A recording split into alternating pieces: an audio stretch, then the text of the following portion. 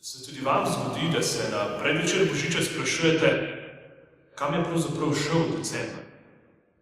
Kako je mogoče, da postavljate jaslice, ko ste ravno kar na mizo postavili adventni venček?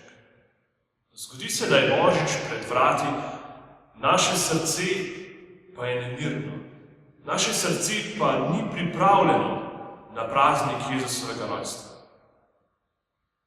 Jezusovo rojstvo, kolikokrat smo slišali, da moramo v adventu pripraviti svoje srce, da bi se v njem rodil Jezus.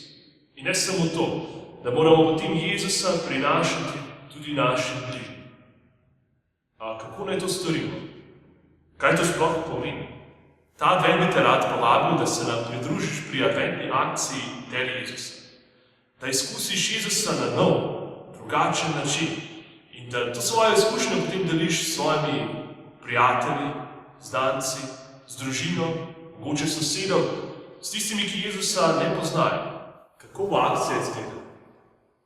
Zbrali smo nekaj slovenskih kristjanov, nekaterih malo bolj, nekaterih malo manj znanih, da z vami podelijo svojo izkušnjo vere v Jezusa. Vsak dan adventa vas bodo nagovorili v kratkem 2 do 4 minutnem posnetku, v katerem bodo razmišljali o evangeliju tistega dne. Posnetek se bo končal z vprašanjem ali pa povabilom, da svojo izkušnjo vere v Jezusa delite tudi z drugim. Vabim vas, da si posnetke pogledate in jih nato delite po internetu, preko socialnih omrežij ali pa preko elektronske pošte.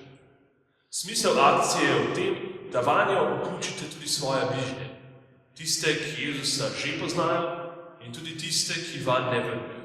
Če bi torej radi bili del adventne akcije Deli Jezusa, pojdite na stran pridi.com ter se prijavite na elektronska obvestila. Lahko pa nas spremljate tudi na Facebooku ali na YouTube.